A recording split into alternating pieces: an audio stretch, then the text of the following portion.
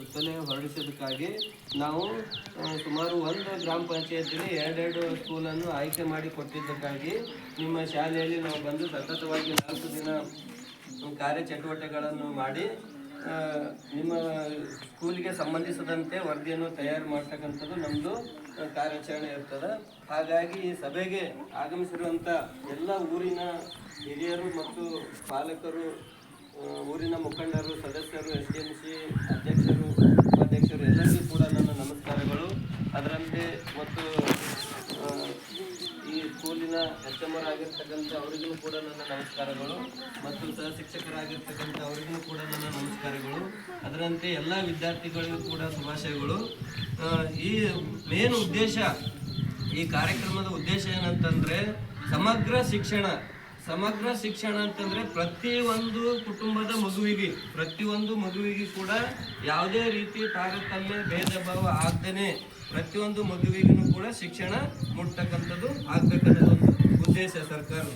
ಪ್ರತಿಯೊಂದು ಮಗು, ಯಾವುದೇ ಮಗುನೂ ಕೂಡ ಶಿಕ್ಷಣದಿಂದ ವಂಚಿತರಾಗಬಾರ್ದು, ಯಾವುದೇ ಮಗು ಶಾಲೆಯಿಂದ ಹೊರಗುಳಿಬಾರ್ದು.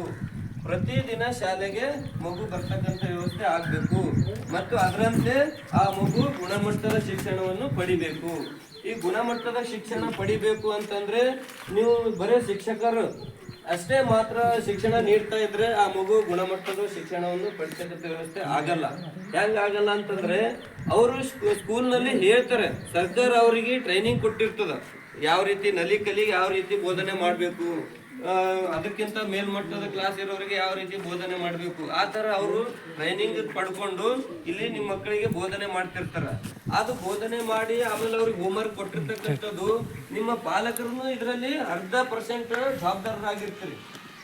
ನಿಮ್ಮ ಮಕ್ಕಳಿಗೆ ಅವರು ಅರ್ಧ ಕಲಿಸಿರ್ತಕ್ಕಂಥ ಹೋಮ್ವರ್ಕ್ ನಿಮ್ಮ ಮನೆಯಲ್ಲಿ ನಿಮ್ಮ ಮಗು ಪ್ರತಿದಿನ ಶಾಲೆಗೆ ಹೋಗಿ ಏನು ಮಾಡ್ತಾ ಇದೆ, ಏನು ಕಲಿಸ್ತಾ ಇದ್ದಾರೆ ನಮ್ಮ ಶಿಕ್ಷಕರು, 1ನೇ ತರಗತಿಯಲ್ಲಿ ಏನು ಮಗು ಕಲಿತಾ ಇದೆ, ನಮ್ಮ ಮಗು 2 ಇರ್ಬೋದು, 1 ಇರ್ಬೋದು, 4 ಇರ್ಬೋದು, ಬಟ್ ಯಾವ ಶಿಕ್ಷಕರು ಯಾವ ಥರ ಹೋಮ್ವರ್ಕ್ ಕೊಟ್ಟಿದ್ದಾರೆ, ನಿಮ್ಮ ಮಗುವಿಗೆ ನೀವು ಕ್ವಶನ್ ಕೇಳ್ತಕ್ಕಂಥದ್ದಾಗಿರ್ಬೇಕು, ನಿಮ್ಮ ಮಗು ಏನು ಬರೀತದೆ ಅಂತಕ್ಕಂಥದ್ದು ನೀವು ಅಬ್ಸರ್ವ್ ಮಾಡ್ತಾ ಇರಬೇಕು. ದಿನ ನೀವು ಏನು ಅಬ್ಸರ್ವ್ ಮಾಡಿ ನಿಮ್ಮ ಮಗುವಿಗೆ ಏನು ಹೇಳ್ತಿರ್ತಿರಲ್ಲ, ಅದು +ಪಾಯಿಂಟ್ ಆಗ್ತದೆ. ನಿಮ್ಗೆ ಗೊತ್ತಾಗ್ಬಿಡ್ತು ಮನೇಲಿ. ಸ್ಕೂಲಿಗೆ ಬಂದು ತಿಳ್ಕೊಬೇಕಂತಕ್ಕಂಥದ್ದೇನಿಲ್ಲ, ನಿಮ್ಮ ಮಗುವಿಗೆ ಕೇಳಿದ್ರೆ ಹೇಳ್ತದೆ ಅದು. ಯಾವ ಸರ್ ಎಷ್ಟು ಪಾಠ ತೊಗೊಂಡಿದ್ದಾರೆ, ಎಷ್ಟು ಹೇಳಿದಾರ, ಎಷ್ಟು ತಿಳಿದಿದ್ದ, ಇನ್ನೂ ತಿಳಿದಿಲ್ಲ, ಬಟ್ ಹೋಮ್ವರ್ಕ್ ಏನು ಕೊಟ್ಟಿದ್ದಾರೆ ಆ ಥರ ನಿಮ್ಮ ಮಗುವಿಗೆ ನೀವು ಯಾವ ಥರ ಕೇಳಿ ತಿಳ್ಕೊಂಡು ಹೋಮ್ವರ್ಕ್ ಮಾಡಿದೇ ಇಲ್ಲ ಈ ಥರ ನೀವು ಕೇಳಿದ್ರೆ ನಿಮ್ಮ ಮಗುವಿಗೆ ಏನೂ ಬರಲಿಲ್ಲ ಅಥವಾ ಹೋಮ್ವರ್ಕ್ ಕೊಟ್ಟಿದ್ರು, ಎಷ್ಟು ಹಾಕಿಕೊಟ್ಟಿದ್ದಾರೆ ಅಷ್ಟೇ ದಿನ ಹೋಗೋದು ತರೋದು ಬರೋದು ಈ ಥರ ಮಾಡ್ತಿತ್ತು ಅಂತಂದರೆ ನಿಮಗೆ ಗೊತ್ತಾಗ್ತದೆ. ಅವಾಗ ನೀವು ಸುಮಾರು 1 ವಾರ 15 ದಿವಸ ಹಿಂಗೆ ಆದರೆ ಮತ್ತೆ ನೀವು ಸ್ಕೂಲಿಗೆ ವಿಸಿಟ್ ಬಂದು ನಮ್ಮ ಮಗು ಯಾಕೋ ಹಿಂದುಳಿತದೆ, ಕಲಿಕೆಯಿಂದ ಹಿಂದುಳಿಲಾಗ್ತದ, ನಮ್ಮ ಮಗುವಿಗೆ ಏನೂ ಬರ್ತಾ ಇಲ್ಲ ಸರ್, ಸ್ವಲ್ಪ ಜನ ಎಕ್ಸ್ಟ್ರಾ ಕ್ಲಾಸ್ ತಗೊಂಡು ಸ್ವಲ್ಪ ಎಕ್ಸ್ಟ್ರಾ ಏನಾದರೂ ಹೇಳ್ಕೊಡ್ರಿ, ಆ ಮಗುವಿಗೆ ಆ ಕಲಿಕೆಯನ್ನು ಗುಣಮಟ್ಟ ಆಗಬೇಕು, ಅಥವಾ ಅವ್ರ ಜೊತೆ ಇರ್ತಕ್ಕಂಥವ್ರು ಏನು ಓದ್ತಾರ ಅವ್ರ ಥರ ಇವರು ಕಲಿಬೇಕು ಅಂದರೆ ಏನು ಮಾಡ್ಬೇಕು ಸರ್, ನಮ್ಮ ಮಗು ಸ್ವಲ್ಪ ಶಿಕ್ಷಣದಲ್ಲಿ ಹಿಂದುಳಿದಿದೆ ಅಂತಕ್ಕಂಥದ್ದು ನಿಮ್ಮ ಶಿಕ್ಷಕರಿಗೆ ನೀವು ಭೇಟಿಯಾಗಿ ಹೇಳಿದಾಗ ಮಾತ್ರ ಅವರು ಕೂಡ ಅಬ್ಸರ್ವ್ ಮಾಡ್ತಿರ್ತಾರೆ. ಪ್ರತಿಯೊಂದು ವಿದ್ಯಾರ್ಥಿನೂ ಎಷ್ಟು ಮಟ್ಟಿಗೆ ಕಲೀಲಿರ್ತದ, ಎಷ್ಟು ಮಟ್ಟಿಗೆ ಅದು ಕ್ವಾಲಿಟಿ ಅದ ಅಥವಾ ಇಲ್ಲ, ನಾವು ಕಲಿತಕ್ಕಂಥ ಕೇಳಿಸ್ಕೊತದ ಅಥವಾ ಕೇಳಿಸ್ಕೊಲ್ಲ, ಕೊಟ್ಟಿರೋ ಹೋಮ್ವರ್ಕ್ ಮಾಡ್ತದ ಇಲ್ಲ ಅಂತಕ್ಕಂಥದ್ದು ಪ್ರತಿಯೊಂದು ಮಗುನು ಅವ್ರು ಅಬ್ಸರ್ವ್ ಮಾಡ್ತಾರೆ. ಬಟ್ ನೀವು ಸಪೋರ್ಟಿವ್ ಆಗಿರ್ಬೇಕು. ನಿಮ್ಮ ಮಗು ಕಲಿಬೇಕು ಅಂತಂದ್ರೆ ನೀವು ಸಪೋರ್ಟಿವ್ ಆಗಿದ್ದಾಗ ಮಾತ್ರ ಅವರು ಕೂಡ ತುಂಬಾ ಒಂದು ಶ್ರದ್ಧೆಯಿಂದ ಸರ್ಕಾರ ಅವರಿಗೆ ಪಗಾರ ಕೊಡ್ತಿರ್ತದ, ಬಟ್ ಅವ್ರಿಗೆ ಎಷ್ಟು ಸಾಧ್ಯ ಅಷ್ಟು ಕಲಿಸ್ತಿರ್ತಾರ. ಬಟ್ ನೀವು ಹೇಳೋದ್ರಿಂದ ಅವರು ಇನ್ನ ಎಚ್ಚರ ಆಗ್ಬಿಡ್ತಾರ.